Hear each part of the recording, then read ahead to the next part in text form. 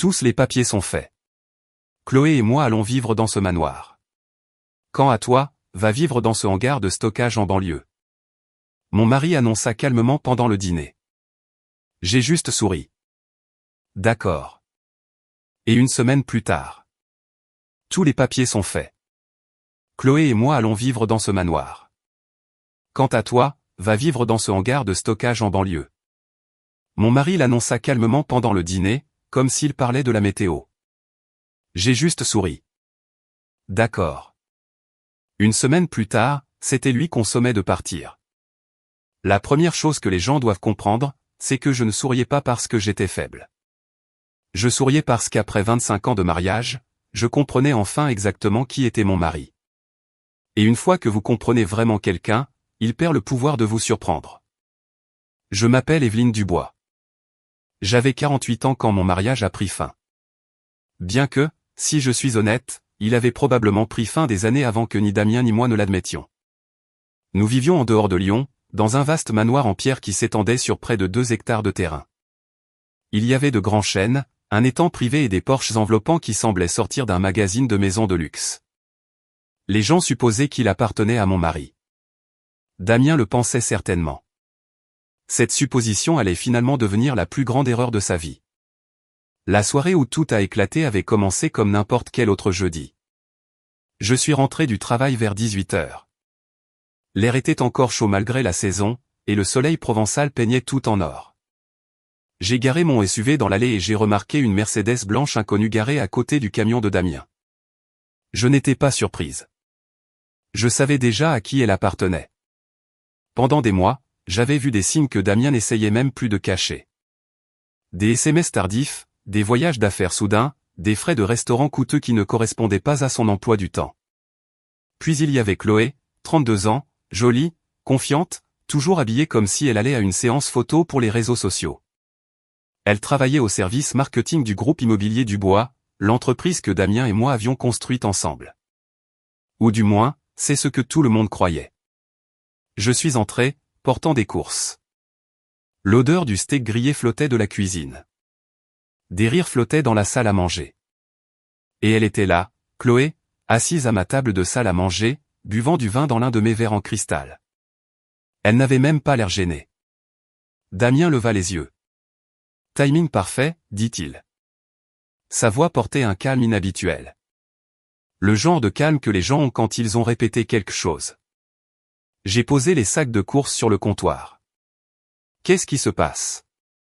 Chloé regarda Damien. Damien regarda Chloé. Puis tous deux me regardèrent. Je me souviens avoir pensé à quel point il était étrange qu'aucun d'eux ne semble nerveux, presque excité, comme des enfants attendant d'ouvrir des cadeaux de Noël. Assieds-toi, dit Damien. J'ai lentement retiré une chaise. Mon cœur ne battait pas la chamade. En fait, je me sentais étrangement détaché.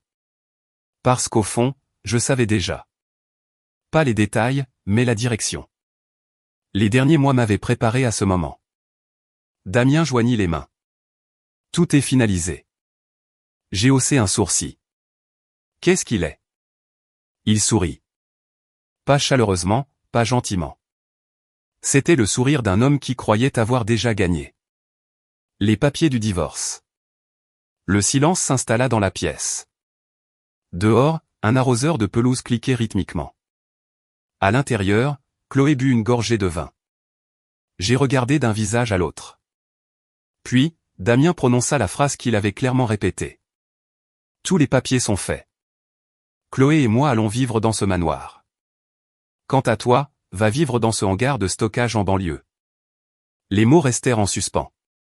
Cruel, calculé, destiné à humilier. Ce qui m'a amusé plus tard, c'est à quel point il avait l'air fier après les avoir prononcés, comme s'il attendait des applaudissements, des larmes ou peut-être une rupture dramatique. Au lieu de cela, je le fixais pendant plusieurs secondes. Puis je souris. D'accord. Damien cligna des yeux. Quoi? Je me levai. J'ai dit, d'accord. Chloé fronça les sourcils. Ce n'était pas la réaction qu'aucun d'eux ne voulait. Je l'ai vu immédiatement. Les prédateurs aiment la peur. Ils aiment le chaos émotionnel. Ce qui les perturbe, c'est le calme. Que veux-tu dire par d'accord? Demanda Damien. J'ai haussé les épaules. Si c'est ce que tu veux. Pour la première fois de la soirée, l'incertitude vacilla sur son visage. Seulement brièvement. Puis sa confiance revint. Bien. J'espérais que nous pourrions gérer ça comme des adultes. L'ironie était presque amusante. J'ai pris mon sac à main. Je serai à l'étage. Evelyne. Je me suis retourné. Quoi? Damien croisa les bras. Tu dois être parti d'ici vendredi prochain. J'ai hoché la tête. Pas de problème. Puis je m'éloignai. Derrière moi, j'entendis Chloé murmurer quelque chose. Damien répondit. Leurs voix s'estompèrent alors que je montais les escaliers. Quand j'atteignis notre chambre, je fermai la porte et m'assis tranquillement sur le bord du lit. La pièce ressemblait exactement à la même chose. Photos de famille, photos de mariage, 25 ans de souvenirs, et pourtant, elle me sembla soudain un musée dédié à des personnes qui n'existaient plus. J'aurais dû être dévasté. Une version plus jeune de moi l'aurait été. Mais le deuil a des étapes, et la vérité était que j'en avais déjà traversé la plupart des mois auparavant. La première fois que j'ai vu un SMS de Chloé. La première fois que Damien m'a menti en face. La première fois qu'il a oublié notre anniversaire. Ce jeudi soir-là, il ne restait plus grand-chose à briser. J'ai ouvert mon téléphone. Il y avait déjà un message qui m'attendait de mon avocate. Sophie Moreau, l'une des avocates les plus pointues en matière de fiducie et de succession de France. Tout est prêt pour lundi. Appelle-moi quand tu seras libre. J'ai fixé le message. Puis j'ai ri doucement. Lundi? Dans seulement 4 jours. Le timing n'aurait pas pu être plus parfait. Je l'ai appelée. Elle a répondu immédiatement. Comment ça s'est passé? Environ comme prévu. Il l'a dit? Oh, il l'a dit. Sophie gloussa. Et j'ai regardé autour de la chambre la photo de mariage encadrée sur la commode, l'homme souriant à côté de moi sur cette photo. Un homme qui n'existait plus. Sophie. J'ai dit, je pense que Damien croit sincèrement que le manoir lui appartient. Il y eut un silence. Puis elle rit.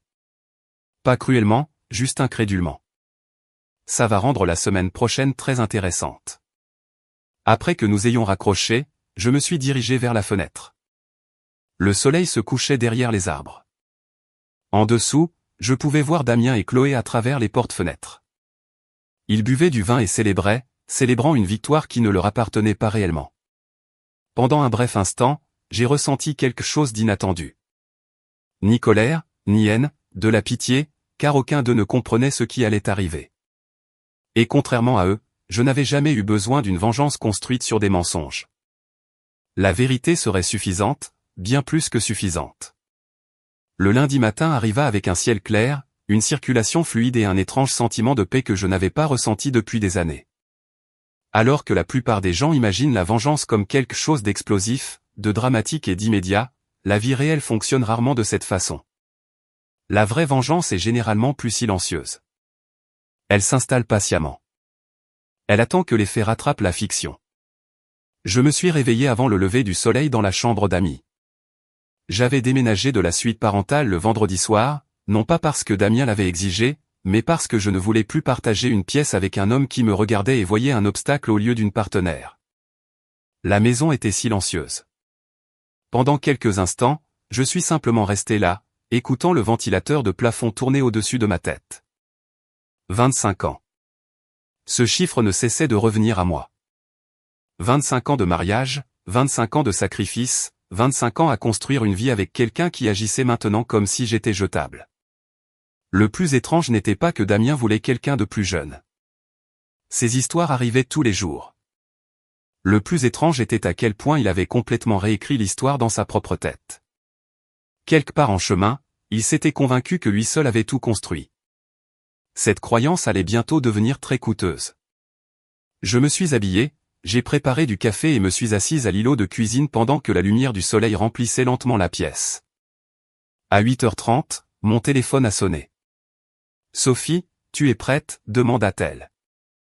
Je suis prête depuis des mois. Bien, elle fit une pause. Le fiduciaire a tout signé ce matin. J'ai fermé les yeux brièvement. Alors c'est fait. C'est fait. Lorsque l'appel s'est terminé, je suis restée assise tranquillement pendant un long moment. Non pas parce que j'étais nerveuse, mais parce que je me souvenais. Me souvenant d'où tout cela avait commencé. La plupart des gens connaissaient Damien Dubois comme un homme d'affaires prospère. Ils connaissaient l'histoire qu'il aimait raconter. Le jeune entrepreneur ambitieux, l'homme autodidacte, le mari travailleur qui a bâti une entreprise à partir de rien. C'était une histoire captivante. Le seul problème était qu'elle n'était pas entièrement vraie. La vérité commençait avec mon père, Richard Martin. Mon père n'était pas flamboyant. Ce n'était pas le genre d'homme riche qui apparaissait en couverture de magazine. Il possédait des propriétés commerciales dans toute la France et avait passé 40 ans à accumuler discrètement des actifs. Au moment où j'ai obtenu mon diplôme universitaire, il avait bâti un portefeuille immobilier substantiel. Lorsque Damien et moi nous sommes mariés, mon père l'aimait bien, du moins au début. Damien était charismatique, motivé, intelligent, le genre d'homme qui pouvait entrer dans une pièce et convaincre tout le monde qu'il y avait sa place. Mais mon père avait toujours été prudent. Un soir, quelques mois seulement avant notre mariage, il m'a invité à dîner seul. Je me souviens encore de la conversation. Nous étions assis sur le patio arrière de la maison de mes parents tandis que le soleil disparaissait derrière les arbres. Mon père remua son café. « Evelyne, je pense que Damien t'aime. » J'ai souri. C'est bon à entendre. Je n'ai pas dit qu'il était incapable de faire des erreurs. Cela a attiré mon attention. Papa. Il leva une main. Je ne le critique pas. Puis il se pencha. Je te protège. À l'époque, je ne comprenais pas entièrement ce qu'il voulait dire. J'ai compris plus tard. Un an après notre mariage, mon père a créé la fiducie familiale Martin. La fiducie détenait plusieurs propriétés génératrices de revenus et des comptes d'investissement. Tout était structuré avec soin. Légalement, professionnellement, l'objectif n'était pas le contrôle. L'objectif était la protection. Mon père croyait que l'amour et la sécurité financière ne devraient jamais dépendre de la même personne. À 23 ans, je pensais qu'il était trop prudent. À 48 ans, je le considérais comme un génie. Les années passèrent. L'entreprise grandit. Damien devint de plus en plus prospère. Mais chaque tournant majeur de notre entreprise avait été soutenu par les actifs de la fiducie. Le premier immeuble de bureau, le prêt d'expansion, l'injection de trésorerie d'urgence pendant la récession immobilière. Encore et encore, la fiducie a apporté la stabilité. Damien savait que l'argent venait de quelque part. Il a simplement cessé de poser des questions. Le succès a pour effet de rendre les gens de moins en moins curieux. Le manoir lui-même avait été acheté 12 ans plus tôt. Officiellement, la propriété était détenue au sein d'une structure de holding contrôlée par une fiducie. Cet arrangement offrait des avantages juridiques et fiscaux. Damien a signé des documents lors de l'acquisition. Il a assisté à des réunions. Il a entendu des explications, mais il n'a prêté attention qu'aux parties qu'il trouvait intéressantes. Le résultat était simple. Il croyait sincèrement que le manoir lui appartenait. Non pas parce que quelqu'un a menti, mais parce qu'il ne s'est jamais soucié d'apprendre les détails. Cette arrogance était sur le point d'entrer en collision avec la réalité. Vers midi, j'ai roulé jusqu'à Lyon. Le bureau de Sophie occupait le dernier étage d'un immeuble du centre-ville surplombant le Rhône. Elle m'a accueilli avec un sourire chaleureux. « Vous avez l'air étonnamment détendu. » J'ai très bien dormi. J'imagine que c'est plus facile quand ce n'est pas vous qui êtes sur le point de recevoir de mauvaises nouvelles. Nous avons toutes les deux ri. Sophie m'a conduite dans une salle de conférence. Plusieurs dossiers étaient soigneusement rangés sur la table. Tout semblait officiel parce que ça l'était. Le fiduciaire avait officiellement exercé son autorité sur la propriété. Les droits d'occupation étaient mis à jour. La documentation avait été déposée. Aucune étape n'a violé la loi. Aucune action n'a reposé sur la tromperie. Tout reposait sur des faits qui existaient depuis des années.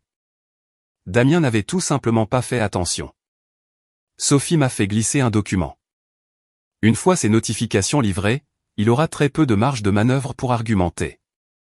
J'ai examiné attentivement les documents, puis j'ai signé. Non pas parce que j'appréciais ce qui se passait, mais parce que c'était nécessaire. Il y a une différence importante. Les gens confondent souvent la justice et la vengeance. La justice rétablit l'équilibre. La vengeance recherche la souffrance.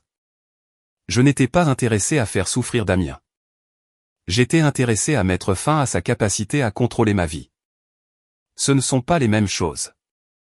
Après avoir quitté le bureau de Sophie, je me suis arrêté devant une petite maison près du lac Léman. La maison n'était pas énorme. 3 chambres, de grandes fenêtres, un jardin tranquille face à l'eau. Je l'avais acheté plusieurs mois plus tôt. Juste au cas où. Non pas parce que j'attendais un désastre. Mais parce que la préparation est moins chère que la panique. L'agente immobilière m'y a rencontré. « Vous l'aimez toujours ?» demanda-t-elle. J'ai souri. Plus à chaque fois que je la vois. Alors que nous nous promenions dans la propriété, j'ai ressenti quelque chose que je n'avais pas ressenti depuis des années. La possibilité. Pendant si longtemps, mon identité avait été liée à Damien, à son entreprise, à ses ambitions, à sa réputation. Maintenant, pour la première fois depuis des décennies, j'imaginais un avenir qui m'appartenait entièrement. Pas de compromis, pas d'excuses, pas de prétentions. Ce soir-là, je suis retourné au manoir. Damien et Chloé étaient assis au bord de la piscine, verre de vin à la main, riant, planifiant un avenir bâti sur des suppositions. Alors que je passais devant eux, Chloé eut un sourire narquois. Le grand jour du déménagement approche. Je la regardais calmement. Quelque chose comme ça. Damien secoua la tête.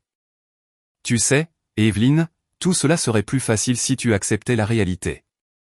J'ai failli rire. Si seulement il savait. Ce qui est drôle avec la réalité, c'est qu'elle existe, que nous l'acceptions ou non. Et la semaine prochaine, la réalité se tiendrait à sa porte d'entrée, tenant des documents officiels avec son nom imprimé sur chaque page. Le lundi suivant commença avec le soleil, le chant des oiseaux et une confiance absolue, du moins pour Damien. Avec le recul, c'était probablement ma partie préférée de toute l'histoire. Pas sa chute, pas son humiliation, pas même le moment où il réalisa la vérité.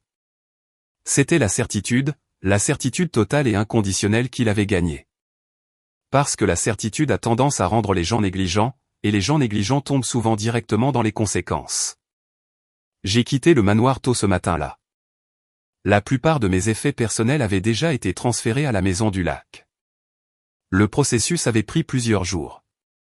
Photos de famille, livres, œuvres d'art, vêtements, souvenirs.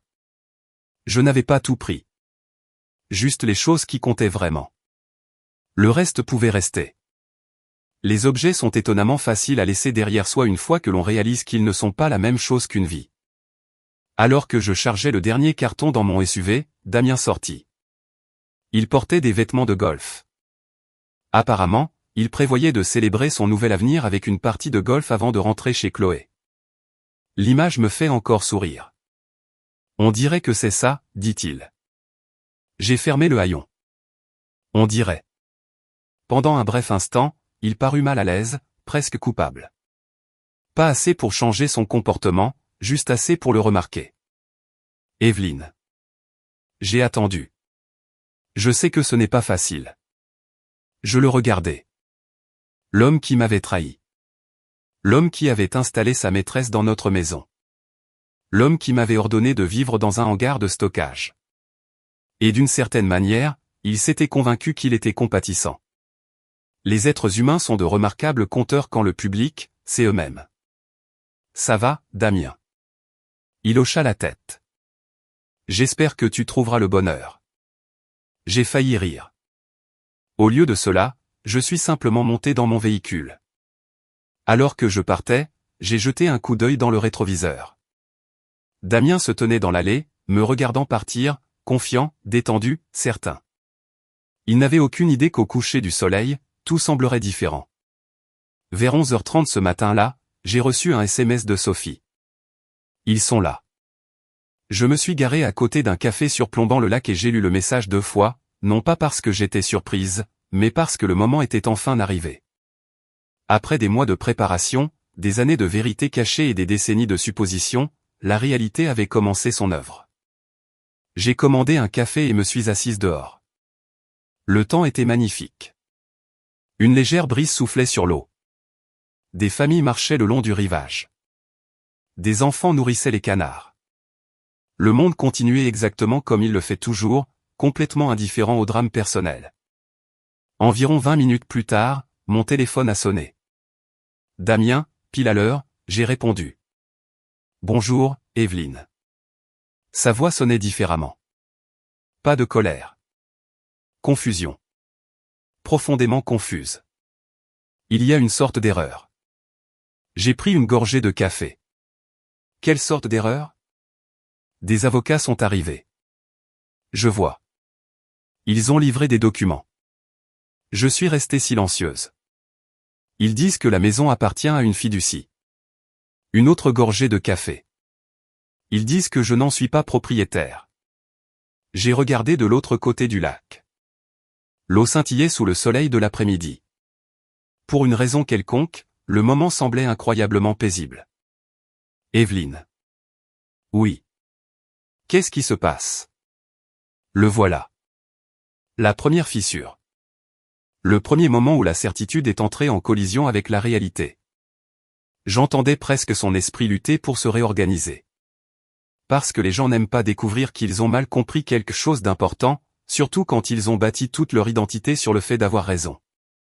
Damien, dis-je doucement. Avez-vous réellement lu les documents de propriété lorsque nous avons acheté la maison? Silence. Alors ce n'est pas le propos. Ce qui, bien sûr, signifiait que c'était exactement le propos. L'avez-vous fait? Plus de silence. Finalement. J'avais des avocats qui s'en occupaient. J'ai souri. Moi aussi. La conversation s'est rapidement détériorée après cela. Questions, accusations, dénégations, insistance répétée sur le fait qu'une erreur s'était produite. Le problème était simple. Les erreurs peuvent être corrigées, les faits non. En fin d'après-midi, Damien avait parlé à 3 avocats. Chacun lui a dit essentiellement la même chose.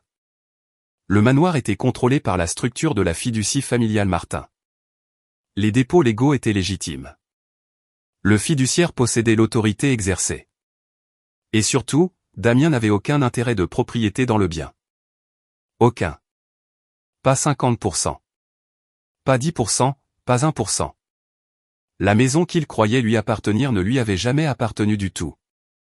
Vers 18 h, Sophie appela. Comment il le prend? Environ comme on peut s'y attendre. Elle rit. Je viens de raccrocher avec son avocat. Et il a l'air déjà épuisé. On serait surpris à quel point la réalité peut être fatigante. Ce soir-là, quelque chose d'encore plus intéressant s'est produit. Chloé a commencé à poser des questions. Des questions auxquelles Damien ne pouvait pas répondre. Parce que jusqu'à ce matin, Chloé croyait qu'elle emménageait dans un manoir de luxe avec un cadre fortuné qui contrôlait de vastes actifs. Maintenant, elle découvrait que la situation pourrait être plus compliquée. L'argent attire beaucoup de choses. La confiance est rarement l'une d'entre elles. Un ancien employé de l'entreprise m'a raconté ce qui s'était passé plus tard. Apparemment, Chloé et Damien se sont disputés au bord de la piscine pendant près de 2 heures. Des voix s'élevaient, des portes claquaient, des accusations étaient échangées. Les détails n'avaient pas d'importance. Le schéma, oui. Les gens révèlent souvent leurs vraies priorités pendant une crise. Le lendemain matin, un autre développement est arrivé. Le conseil d'administration du groupe immobilier Dubois a demandé un examen interne. Non pas parce que Damien avait commis une fraude. Il n'en avait pas commis. Mais parce que les nouvelles circulent rapidement dans les milieux d'affaires, surtout lorsque des avocats spécialisés dans l'immobilier commencent à apparaître dans des propriétés de plusieurs millions d'euros, les investisseurs ont commencé à poser des questions. Les banquiers ont commencé à poser des questions, les membres du conseil d'administration ont commencé à poser des questions, et soudain, Damien s'est retrouvé à passer plus de temps à expliquer qu'à diriger. La confiance est facile quand personne ne vous défie. Le leadership devient plus difficile lorsque la responsabilité entre en jeu. 3 jours plus tard, je suis passé devant le manoir. Pas intentionnellement. L'itinéraire me conduisait simplement à proximité. Des camions de déménagement occupaient l'allée. des ouvriers transportaient des meubles vers la rue. Plusieurs véhicules de luxe étaient garés à l'extérieur. J'ai ralenti brièvement, non par vengeance. Curiosité. Un des ouvriers roulait un grand piano vers la rampe de chargement. Un autre portait des œuvres d'art encadrées. Un troisième déplaçait des meubles d'extérieur coûteux. L'image m'a frappé de manière inattendue. Pendant des années, Damien avait considéré le manoir comme une preuve de succès. Maintenant, il ressemblait à ce qu'il avait toujours été, un bâtiment, rien de plus. Le succès ne se mesure pas en mètres carrés. Et le caractère ne se mesure pas par la propriété. Malheureusement, certaines personnes apprennent cette leçon plus tard que d'autres. Ce soir-là, j'étais assise sur ma nouvelle terrasse, surplombant le lac. Le coucher de soleil peignait l'eau d'orange et d'or. Pour la première fois depuis des années, mon téléphone ne vibrait plus de problème. Pas de mensonges, pas de tension, pas de simulation, juste le calme. Puis un message de Damien arriva. 3 mots. On peut parler? J'ai fixé l'écran, puis j'ai posé le téléphone. Parce que pendant 25 ans, j'avais écouté. Maintenant, c'était enfin à mon tour de profiter du silence. Les premières semaines après que Damien a perdu le manoir ont été étonnamment calmes, du moins en surface. La version publique de l'histoire est restée relativement simple. Un homme d'affaires éminent avait divorcé, des questions de propriété avaient surgi concernant un bien de luxe, et les droits légaux avaient été clarifiés. La plupart des gens ont supposé que c'était la fin. Ils avaient tort. Les vraies conséquences ne faisaient que commencer. Une chose que j'ai apprise dans la vie, c'est que les grands effondrements se produisent rarement d'un coup. Les bâtiments ne s'écroulent pas soudainement sans avertissement. Ni les mariages. Ni les carrières. Des fissures se forment d'abord, puis d'autres fissures, puis finalement la structure ne peut plus supporter le poids qui lui est imposé. Damien entrait dans cette étape, l'étape où le poids devient enfin visible. 3 semaines après mon déménagement dans la maison du lac, j'ai assisté à une réunion du conseil d'administration du groupe immobilier du Bois. Techniquement, je n'étais plus impliqué dans les opérations quotidiennes, mais je détenais toujours d'importantes participations. Ce fait avait toujours irrité Damien. Maintenant, cela le terrifiait. La salle de conférence était différente ce matin-là. Pas hostile, juste prudente. Des gens qui avaient autrefois automatiquement été d'accord avec Damien posaient soudainement des questions. De vraies questions, le genre qu'ils auraient dû poser des années plus tôt. Le président du conseil, Henri Bernard, ajusta ses lunettes et ouvrit un dossier. Discutons des projections de flux de trésorerie. Damien se lança immédiatement dans une présentation préparée. Je l'observais tranquillement. Pour un étranger, tout semblait probablement normal. Graphique, prévision de revenus, plan de croissance, langage d'entreprise. Mais quelque chose de fondamental avait changé. La confiance était devenue de la défensive. L'autorité était devenue de l'insécurité. Chaque défi semblait le frustrer. Chaque question sonnait comme une critique. Chaque demande de clarification ressemblait à une attaque. Le conseil d'administration l'a remarqué. Tout le monde l'a remarqué. Après la fin de la réunion, Henri m'a abordé sur le parking. Il avait 72 ans et avait passé 4 décennies à bâtir des entreprises. Peu de choses le surprenaient. C'est difficile à regarder, dit-il. Qu'est-ce que Damien? Je me suis appuyé contre ma voiture. Henri soupira. Il a passé des années à croire que le succès le rendait invincible. J'ai hoché la tête. Il n'était pas le premier. Non. Henri regarda vers l'immeuble de bureau, et il ne sera pas le dernier. Le coup dur suivant est arrivé environ 1 mois plus tard. Non pas des avocats, non pas des tribunaux, mais des investisseurs. Plusieurs partenaires d'investissement à long terme ont demandé des réunions privées. Les conversations étaient polies mais directes. Ils voulaient comprendre la véritable histoire de l'entreprise. Plus précisément, ils voulaient savoir quelle part de sa croissance avait été soutenue par la famille Martin. Pendant des années, Damien avait laissé les gens supposer qu'il avait tout construit lui-même. Techniquement, il n'a jamais menti, mais il a rarement corrigé le malentendu. Maintenant, les investisseurs découvraient que de nombreux moments critiques du développement de l'entreprise avaient dépendu du soutien financier lié à la fiducie de ma famille. La réaction n'a pas été de l'indignation. C'était de l'inquiétude, car les investisseurs détestent l'incertitude et rien ne crée l'incertitude plus rapidement que de découvrir qu'une histoire n'était pas tout à fait ce qu'elle semblait. Un après-midi, Sophie a appelé. « Tu as entendu ? » ?»« Entendu quoi ? » ?»« L'un des groupes d'investissement a retardé son engagement d'expansion. J'ai fermé mon ordinateur portable. Sérieusement, ils veulent des examens financiers supplémentaires. J'ai secoué la tête. Damien devait être furieux. Non pas parce que l'argent disparaissait, mais parce que le contrôle disparaissait. Et pour quelqu'un comme Damien, c'était presque la même chose. Pendant ce temps, l'enthousiasme de Chloé pour leur relation semblait s'estomper rapidement. L'information circule étonnamment vite dans les cercles professionnels, surtout les potins coûteux. Des amis de l'entreprise partageaient occasionnellement des mises à jour. Rien de malveillant, juste des observations. Apparemment, Chloé n'assistait plus à tous les événements publics avec Damien. Elle a cessé d'apparaître sur les photos des réseaux sociaux. Elle a cessé de parler de projets futurs. Le plus révélateur, elle a cessé d'arborer l'expression de quelqu'un qui avait gagné. La vérité devenait impossible à ignorer. Elle n'avait pas remplacé une femme. Elle avait hérité d'une crise. Environ 6 semaines après que tout a changé, j'ai rencontré Chloé de manière inattendue. Je faisais des courses dans une épicerie près du centre-ville de Lyon. Je venais de mettre des légumes dans mon caddie quand je l'ai remarqué debout près de la section des produits frais. Pendant une seconde, aucune de nous n'a bougé. Puis nos regards se sont croisés. La situation aurait pu être gênante. Étrangement, elle ne l'était pas. Elle avait l'air fatiguée, beaucoup plus âgée que je ne m'en souvenais. Pas physiquement, émotionnellement. La confiance avait disparu. L'arrogance avait disparu. La certitude avait disparu. La vie a une façon d'enlever ces choses. Elle s'est approchée lentement. Evelyne, Chloé. Un silence gênant a suivi. Puis elle m'a surprise. Je suis désolé. J'ai cligné des yeux. Quoi ? Je suis désolé. Elle a détourné le regard. Je sais que ça ne règle rien. Non, ça ne réglait rien. Mais ça avait plus d'importance qu'elle ne le réalisait probablement, car la véritable responsabilité est devenue rare.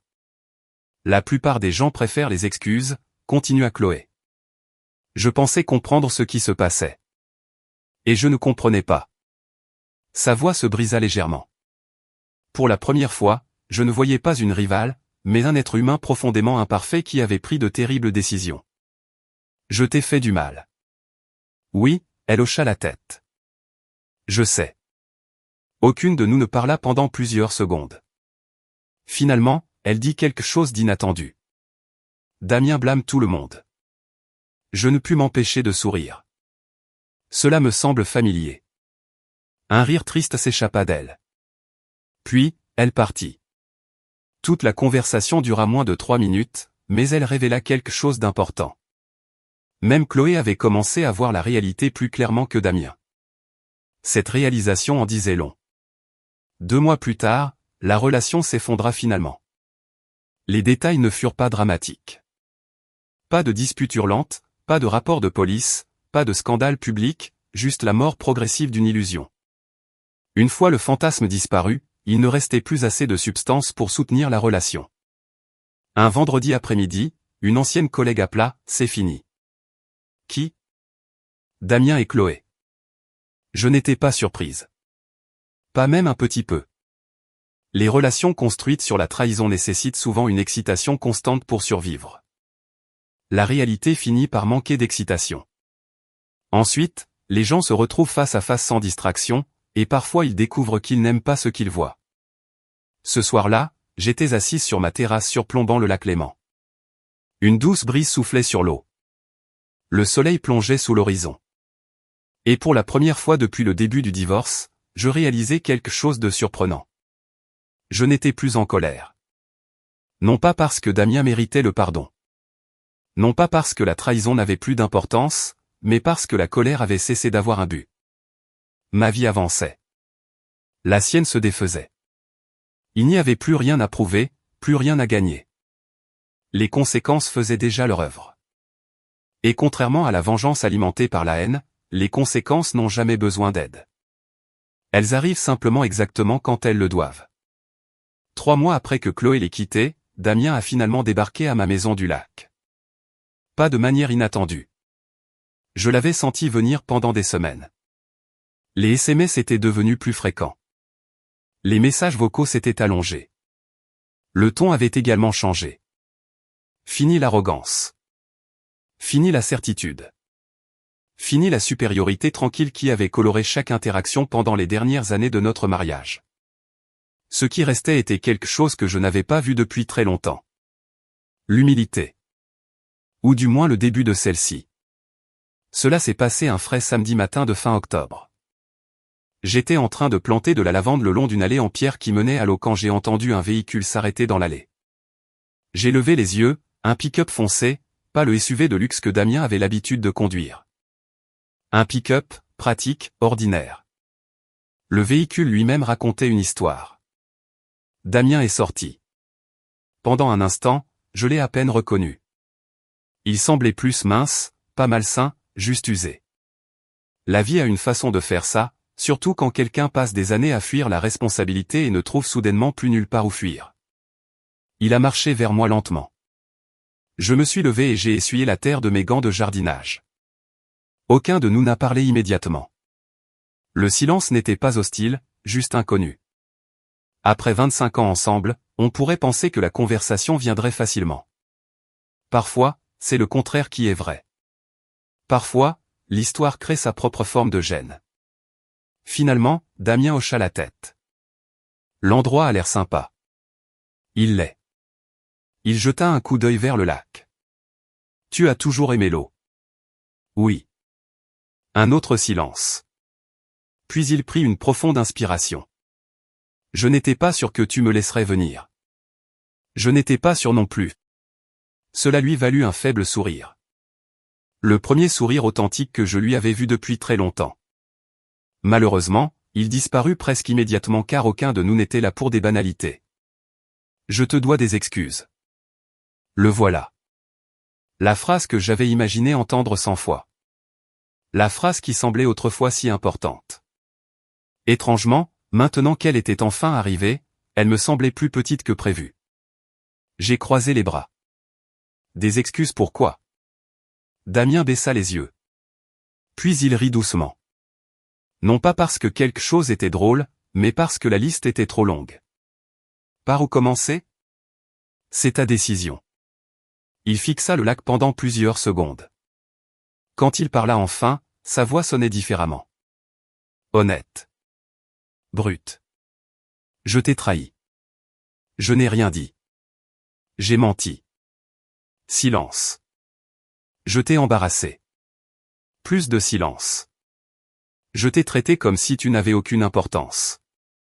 Celle-là a fait mouche. Non pas parce que c'était une nouvelle information, mais parce que c'était exact. De nombreuses liaisons commencent par la malhonnêteté. Mais la blessure la plus profonde vient souvent d'autre chose. Le manque de respect. Le sentiment que des années de loyauté peuvent soudainement être effacées. Le sentiment que votre valeur en tant qu'être humain est devenue négociable. Damien déglutit difficilement. J'ai passé des années à croire que j'étais responsable de tout. J'ai écouté tranquillement. L'entreprise. Il fit une pause. La maison. Une autre pause. Notre vie. Ses yeux rencontrèrent les miens. Je me suis raconté une histoire. Quelle histoire? Que j'avais tout construit. Les mots restèrent en suspens. Simple, douloureux, vrai. Damien rit amèrement. Le plus fou, c'est que j'y ai vraiment cru. Je me suis souvenu de quelque chose que mon père avait dit un jour. Le succès ne révèle pas le caractère. Il l'amplifie. Si quelqu'un est humble, le succès le rend souvent plus généreux. Si quelqu'un est arrogant, le succès le rend généralement insupportable. Damien avait passé des années à être amplifié. Maintenant, la réalité le forçait à examiner ce qui restait après la disparition de l'amplification. Qu'est-ce qui a changé? Ai-je demandé. Il sourit tristement. Tout perdre?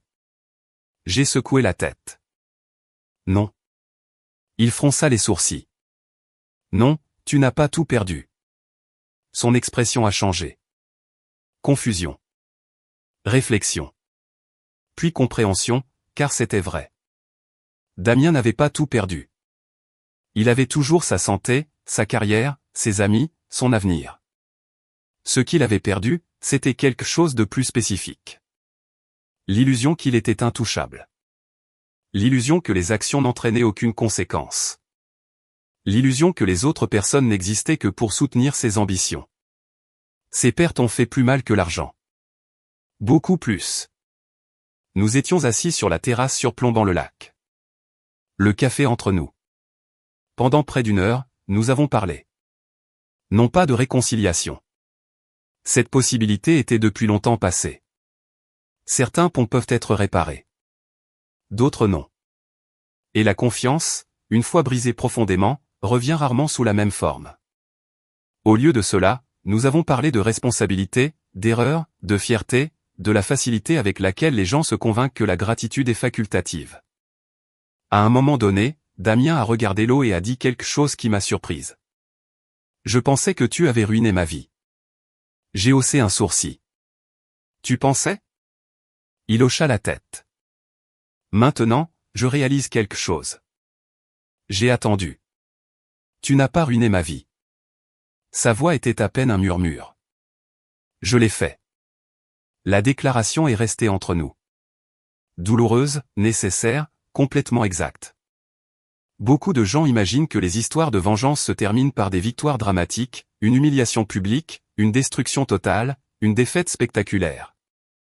La vraie vie fonctionne rarement de cette façon. La conséquence la plus significative n'est pas de voir quelqu'un souffrir. C'est de voir quelqu'un enfin comprendre. Et pour la première fois depuis le début de ce cauchemar, je croyais que Damien avait compris. Pas tout, pas parfaitement, mais suffisamment. Assez pour arrêter de blâmer les autres. Assez pour commencer à assumer ses responsabilités. Assez pour grandir. Cet après-midi-là, il se tenait à côté de son camion, se préparant à partir. La conversation était terminée. Il n'y avait plus rien à résoudre. Pas de révélation cachée, pas de grande réconciliation, juste la vérité. Et parfois, la vérité suffit. Damien ouvrit la portière du conducteur, puis fit une pause. Evelyne. Oui, il me regarda directement. Je suis désolé. Cette fois, je l'ai cru. Non pas parce qu'il a prononcé les mots, mais parce qu'il les a finalement compris. J'ai hoché la tête, puis j'ai offert la seule réponse qui me semblait honnête. J'espère que tu deviendras un homme meilleur. Ses yeux se sont légèrement humidifiés. Moi aussi. Un instant plus tard, il est monté dans le camion et est parti. Je l'ai regardé jusqu'à ce que le véhicule disparaisse derrière les arbres. Puis je me suis tourné vers le lac. L'eau reflétait la lumière du soleil de l'après-midi. La brise portait le parfum de la lavande. Et pour la première fois depuis des années, je me suis senti complètement libre. Non pas parce que j'avais vaincu quelqu'un, mais parce que je n'en avais plus besoin. Un an plus tard, ma vie ne ressemblait en rien à celle que j'avais imaginée pendant mon mariage. Et cela s'est avéré être une bonne chose. Si quelqu'un m'avait dit à l'époque où Damien et moi organisions encore des dîners d'entreprise dans ce manoir immense que je serais un jour plus heureuse dans une petite maison au bord du lac, je ne les aurais probablement pas cru. Non pas parce que j'aimais le luxe, mais parce que j'avais confondu la familiarité avec le bonheur. Beaucoup de gens le font. Ils restent dans des situations qui ne leur servent plus parce que l'alternative semble incertaine. Ce que j'ai finalement appris, c'est que l'incertitude n'est pas toujours quelque chose à craindre. Parfois, c'est là que la liberté commence. La maison du lac était devenue un véritable foyer, pas une évasion temporaire, pas un plan de secours, un foyer. La lavande que j'avais plantée bordait maintenant l'allée en pleine floraison. Le potager était florissant. Les voisins saluaient en passant. Le rythme de vie semblait plus lent, plus sain et plus authentique. Pour la première fois depuis des décennies, je ne vivais plus selon les ambitions de quelqu'un d'autre. Je vivais selon mes propres valeurs. Ce changement a affecté plus que ma vie personnelle. Il a changé ma façon de voir le succès. Au cours des mois qui ont suivi le divorce, j'ai rencontré des dizaines de femmes dont les histoires semblaient douloureusement familières. Certaines avaient été abandonnées après de longs mariages. Certaines avaient sacrifié leur carrière pour soutenir leur famille. Certaines se reconstruisaient après une trahison. D'autres essayaient simplement de se souvenir de qui elles étaient en dehors de leur relation. Encore et encore, j'ai entendu la même peur. C'est trop tard pour moi. Chaque fois, je voulais contester cette idée parce que ce n'était pas vrai. La vie ne se termine pas à 40, 50 ou 60 ans. Parfois, elle recommence. Cette conviction a finalement inspiré un nouveau projet.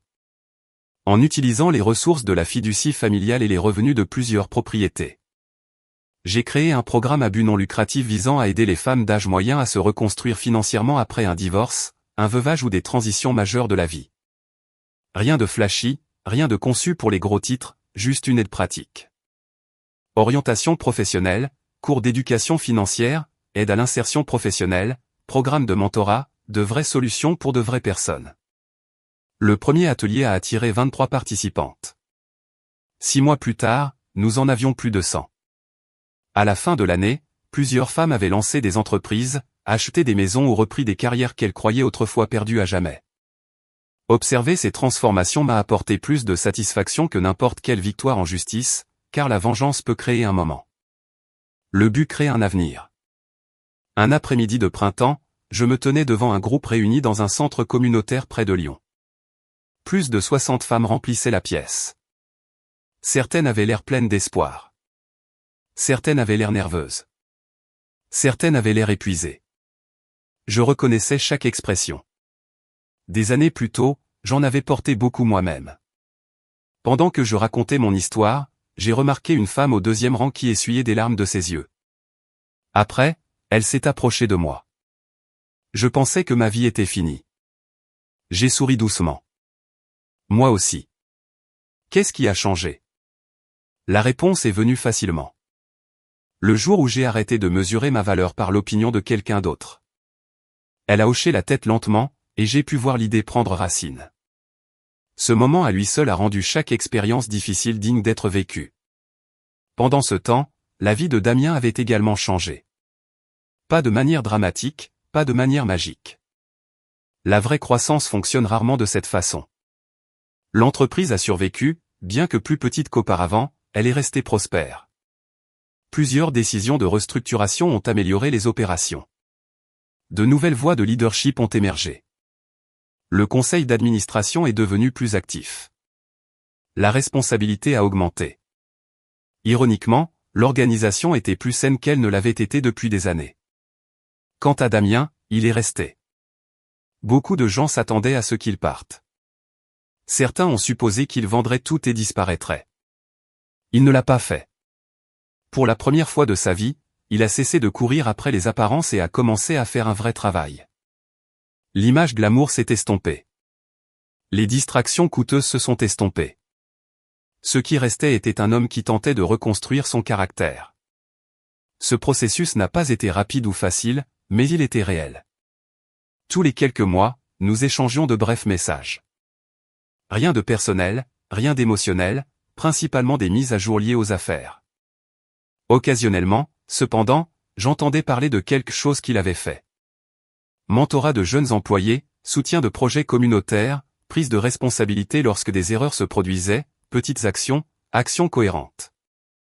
Le genre qui révélait un véritable changement. Un après-midi, près de 2 ans après le divorce, j'ai assisté à un événement de collecte de fonds local. Des centaines de personnes étaient rassemblées sous des tentes blanches surplombant un parc.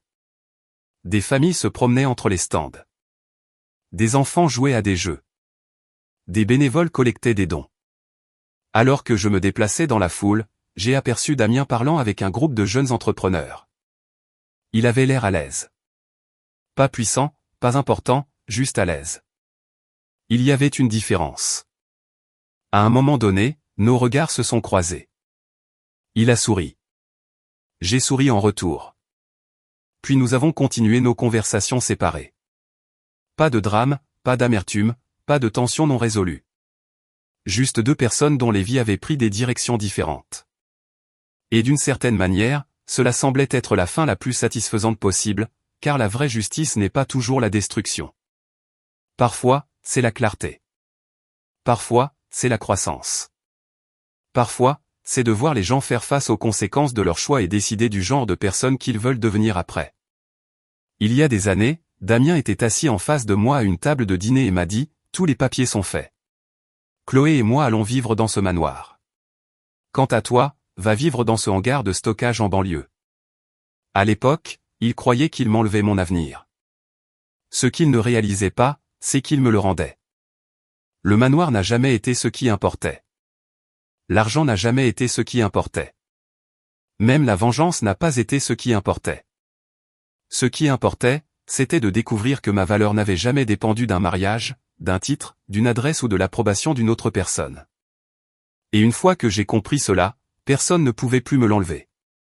S'il y a une leçon dans cette histoire, c'est celle-ci. Ne confondez jamais la gentillesse de quelqu'un avec de la faiblesse. Ne supposez jamais que la loyauté signifie la dépendance. Et ne croyez jamais que le succès excuse la trahison. Parce que finalement, la vérité arrive. Parfois tranquillement, parfois lentement, mais elle arrive toujours. Et quand elle arrive, chaque personne doit vivre avec les choix qu'elle a faits. Damien l'a fait. Chloé l'a fait. Et moi aussi. La différence, c'est que lorsque la poussière est retombée, j'avais une vie dont j'étais fier.